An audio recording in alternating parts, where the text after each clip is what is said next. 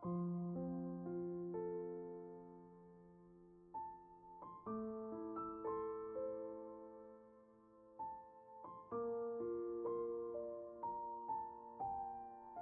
Tuhan, Shalom. Bapak, Ibu, Saudara-saudari yang terkasih dalam Tuhan Yesus Kristus, mari kita akan bersama-sama merenungkan kebenaran firman Tuhan. Namun sebelumnya terlebih dahulu kita akan berdoa. Bapak, kami mengucap syukur buat kesempatan yang indah Kau berikan kepada kami Tuhan. Hari ini kembali hari yang baru, kami bersekutu, berhimpun di tempat ini Tuhan. Dan dimanapun kami berada saat ini, kami melihat video ini Tuhan, kami percaya bahwa bukan kebetulan momen yang indah ini Kau berikan kepada setiap kami. Kami ingin merenungkan firman-Mu Tuhan. Kami rindu menjadi pelaku-pelaku firman-Mu. Berbicaralah Bapa, kami siap mendengar dan terlebih melakukannya. Hanya di dalam nama Yesus. Haleluya. Amin. Nah, saudara-saudara, kita sampai pada momen yang sangat istimewa. Hari ini dari seragam yang saya kenakan saja, Bapak, Ibu, Saudara-saudari tentu mengerti bahwa ini adalah harnas kaum pria. Karena saya menggunakan baju kebesaran milik kaum pria. Nah, saudara-saudara, memang betul. Apalagi kalau dilihat dari background yang Bapak, Ibu, Saudara-saudari bisa lihat bahwa ini adalah hari nasional kaum pria. Hari yang sangat istimewa. Itulah sebabnya beberapa detik izinkan saya memberikan salam khasnya kaum pria, supaya tidak ditegur oleh Ketua Komisi Kaum Pria. Jadi saya ingin memberikan salam dulu. Tentu ada salam yang khas. Pria integritas, yes. Pria integritas, yes. Pria integritas, yes, yes, yes. Pria bersatu, gereja maju. Gereja maju, pria bersatu. Dahsyat, haleluya. Nah, saudara-saudara, kita akan merenungkan sebuah kebenaran firman Tuhan yang oleh panitia dan oleh kaum pria, Departemen Kaum Pria Nasional, diberi judul Pria Integritas di Generasi Ketiga Milenium. Pria Integritas di Generasi Ketiga Milenium terambil dari 1 Petrus 1 ayat 5 dan Matius 25 ayat 13. Saudara-saudara, saya rindu kita membaca di dalam Matius pasal 25 terlebih dahulu. Matius 25 ayat yang ke-13. Ya, Matius 25 ayat yang ke-13. Karena itu berjaga-jagalah, sebab kamu tidak tahu akan hari maupun akan saatnya. Sekali lagi, karena itu berjaga-jagalah, karena kamu tidak tahu akan hari maupun akan saatnya. Nah, 1 Petrus 1 ayat 5, yaitu kamu yang dipelihara dalam kekuatan Allah karena imanmu, sementara kamu menantikan keselamatan yang telah tersedia untuk dinyatakan pada zaman akhir. Nah, saudara-saudari, Bapak, Ibu, Saudara-saudari yang terkasih, kita bisa melihat di dalam dua ayat ini, kita melihat gambaran ada pengharapan, unsur pengharapan eskatologis atau masa yang akan datang ketika Yesus datang kali yang kedua. Saudara-saudara bisa melihat bahwa penggenapan demi penggenapan tersebut terjadi. 2 Timotius 2:2 katakan apa? Bahwa manusia akan mencintai dirinya sendiri. Manusia akan menjadi hamba uang. Apakah mulai digenapi? Betul sekali. Semuanya mulai digenapi. Kita bisa melihat misalnya budaya yang anak-anak sekarang sedikit-sedikit tiktokan gitu kan. Nah, saudara bisa melihat sambil saya berbicara, video ini ditayangkan dimanapun mereka berada. Kadang-kadang di kelas juga, kadang-kadang di kamar, di ruang-ruang, di rumah, tapi juga tidak jarang di area-area umum. Bahkan yang terbaru ini seperti ini, di jalan raya atau bahkan di lampu merah. Nah, saudara-saudara perhatikan bahwa arahnya semakin jelas, bahwa penggenapan demi penggenapan terjadi di akhir zaman ini. Nah, saudara-saudara, Bapak Ibu yang terkasih, secara khusus kaum pria, mari kita akan bersama-sama mencermati ada apa sebenarnya. Mengapa harnas kaum pria ini bertajuk Pria Integritas di Generasi Ketiga Milenium? Saudara-saudara perhatikan dalam Matius pasal yang ke-25. Telah kita baca tadi, karena itu berjaga-jagalah. Berjaga-jagalah menjadi kata-kata yang sangat sentral kali ini. Saudara-saudara, kalau kita memahami ayat 13, tentu kita tidak bisa lepas dari perikop yang sebelumnya dan perikop yang setelahnya. Sekali lagi, untuk bisa memahami ayat yang ke-13, kita tidak bisa lepas dari perikop yang sebelumnya dan perikop yang setelahnya. Uniknya, Harnas kaum pria ini justru di perikopnya, perhatikan di ayat yang pertama sampai dengan ayat 12 itu adalah milik gadis-gadis bijaksana dan gadis-gadis yang bodoh. Gitu kan? Jadi saya nggak tahu apakah tepat jika digunakan dengan pria-pria yang bijaksana dan pria-pria yang bodoh. Namun kita kembali aja kepada teks bahwa sesuai dengan nats yang dituliskan, Elai memberikan judul gadis-gadis yang bijaksana dan gadis-gadis yang bodoh. Saudara-saudara, kita bersama mengerti bahwa di dalamnya ada 5 gadis yang bijaksana dan 5 gadis yang bodoh. Yang singkat cerita semuanya sama-sama menanti mempelai, semuanya punya persiapan masing-masing, semuanya karena mempelai lama datangnya kemudian sama-sama tertidur. Dan ketika mempelai datang, mulailah mereka terbangun. Namun yang gadis yang bodoh, persiapannya, cadangan minyaknya sudah habis. Tapi perhatikan, ada hal yang menarik yang kita bersama-sama akan pelajari di dalam ayat yang ke-9. Ketika gadis bodoh di dalam ayat yang ke-8 itu berkata kepada gadis-gadis bijaksana, "Berikanlah kami sedikit dari minyakmu itu, sebab pelita kami hampir padam." Gadis yang bodoh, gadis-gadis yang bodoh minta kepada gadis yang bijaksana. Tapi perhatikan apa yang dikatakan oleh gadis yang bijaksana. Tetapi jawab gadis-gadis yang bijaksana itu, "Tidak, nanti tidak cukup untuk kami dan untuk kamu." Nah, saudara-saudara, perhatikan bahwa di dalam unsur pria integritas yang berjaga-jaga, pria integritas yang berjaga-jaga di era generasi ketiga milenium ini, mereka mengerti betul kapasitasnya. Saudara-saudara, saya ulangi, bahwa pria-pria integritas yang berada di generasi ketiga milenium ini diharapkan mereka betul-betul mengerti kapasitasnya. Itulah sebabnya kalau kita belum belajar pada gadis yang bijaksana, dia katakan, "Oh tidak, nanti tidak cukup untuk kami dan untuk kamu." Saudara-saudara, mengerti kapasitas menjadi hal yang sangat penting untuk kita bisa memposisikan diri kita di hadapan Allah. Mengerti kapasitas juga berbicara mengenai bagaimana kita memaknai, mengerti apa yang Allah inginkan bagi kita sebagai kepala keluarga. Demikian pula bagi keluarga kita yang notabene adalah tanggung jawab kita. Sebagai kepala keluarga, saudara dan saya memiliki tanggung jawab yang cukup besar di hadapan Tuhan. Tidak heran dari awal penciptaan yang diserang jelas adalah kepala keluarga. Adam menjadi fokus, kejatuhan Adam merembet kemana-mana sebagai simbol jatuhnya kepala keluarga yang tentunya berimbas kepada keluarganya. Nah, saudara-saudara, di bagian yang pertama jelas bahwa pria integritas yang berada di generasi ketiga milenium ini, mereka-mereka yang mengerti betul kapasitasnya. Dimulai dari mana? Dimulai dari mengerti dan memahami firman Tuhan. Saudara-saudara, ini menjadi hal yang sangat sentral. Ketika kita belajar firman Tuhan, kita perlahan-lahan mulai disingkapkan, kita perlahan-lahan mulai mengerti apa yang Allah inginkan. Saudara perhatikan, bahaya sekali ketika kita memaksakan pikiran kita yang sangat dangkal ini untuk kemudian mengerti firman Tuhan. Baru buka Kejadian aja ketika Tuhan berkata, ketika Allah berkata kepada Adam, "Semua boleh kamu makan kecuali yang tengah. Karena pada saat kecuali pohon pengetahuan yang baik dan buruk. Karena pada saat kamu makannya kamu akan mati," kata Allah. Singkat cerita kemudian Adam dan Hawa jatuh dengan memakan karena godaan si ular yang adalah simbol dari iblis.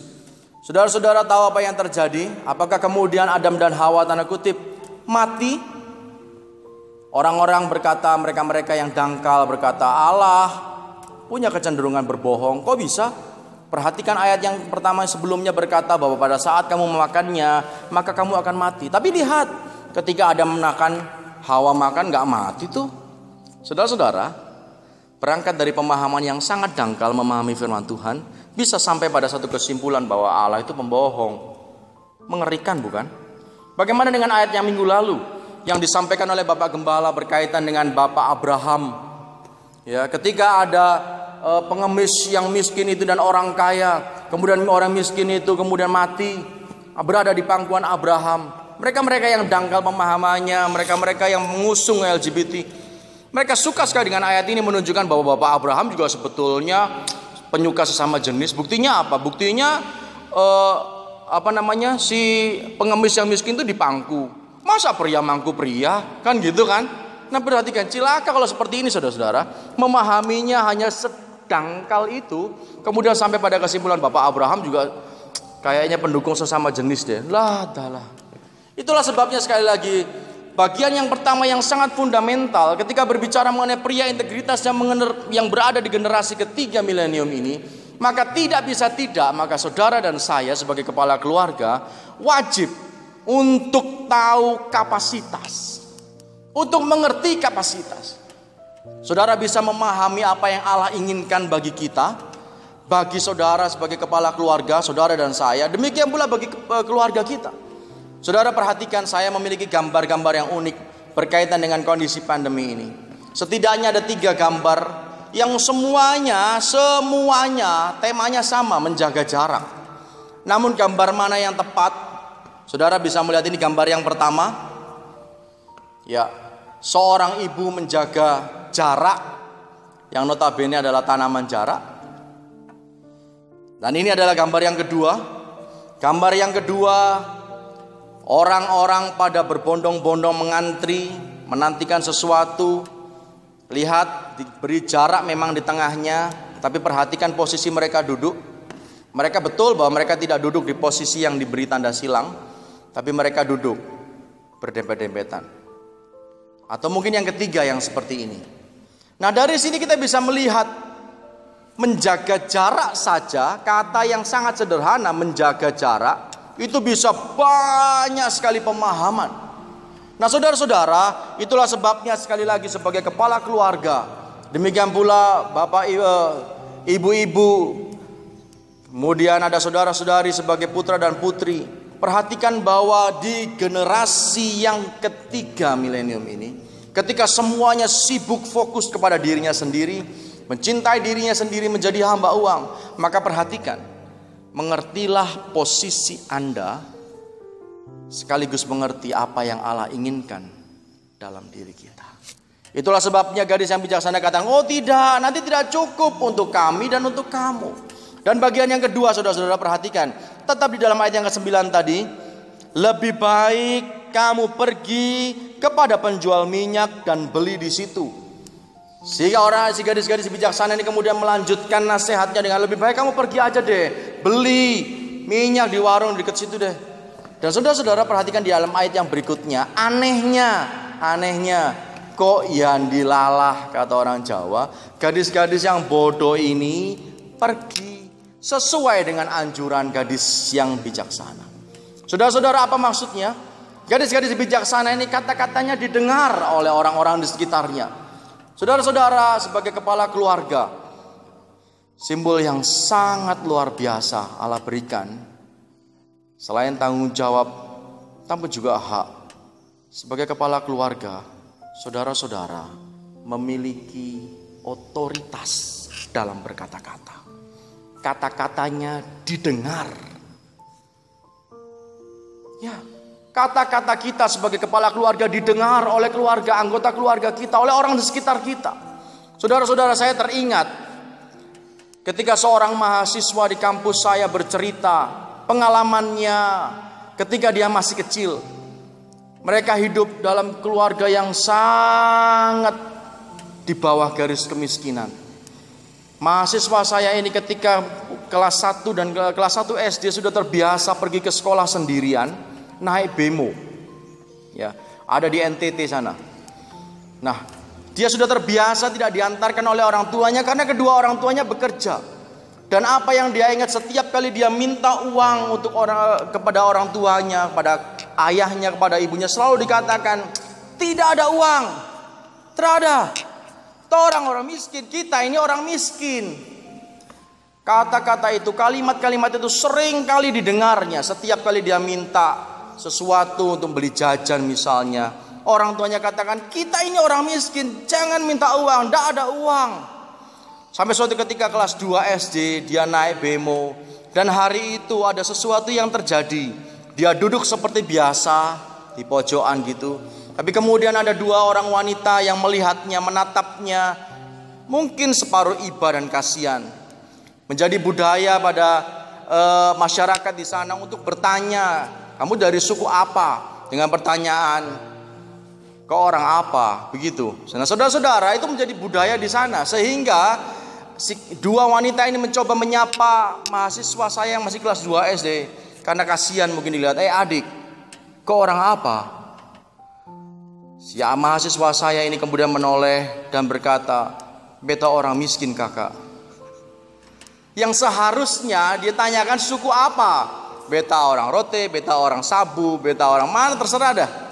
Dari asalnya dari mana. Tapi karena dari hari ke hari dicekoi orang tuanya, kita ini orang miskin, jangan minta uang, tidak ada uang. Maka ketika ditanya, hei adik, kau orang apa? Beta orang miskin kakak. Saudara-saudara bisa melihat betapa otoritas yang diberikan kepada orang tua ini, perhatikan, berpengaruh kepada psikologis anaknya. Bahkan tanda kutip seketika dia lupa dia sukunya dari apa, dia asalnya dari mana. Yang diingat bahwa dia hanyalah orang miskin. Nah saudara-saudara, inilah sebabnya di bagian yang kedua, pria integritas yang berada di generasi ketiga milenium ini, mereka didengar kata-katanya. Mereka memiliki otoritas. Dari sinilah kita belajar untuk berhati-hati dalam menjaga perilaku kita, dalam menjaga tutur kata kita. Dan memang betul bahwa integritas berbicara mengenai samanya tindakan dan kata-kata, atau apa yang di hati sama dengan yang dilakukannya. Kalau kita belajar, kita melihat tadi di bagian yang pertama tadi, kita lihat bahwa setelah mengerti kapasitas, kemudian mulai memperkatakan hal yang baik. Dan di bagian yang ketiga, bagian yang terakhir, saudara-saudara, sekali lagi kita melihat dalam perikop gambaran yang besar. Karena satu perikop ini juga berkaitan dengan perikop berikutnya, berkaitan dengan perumpamaan tentang talenta. Di dalam ayat yang ke-14 sampai dengan ayat 30, Elai memberikan judul perumpamaan tentang talenta. Bersama-sama kita telah mengerti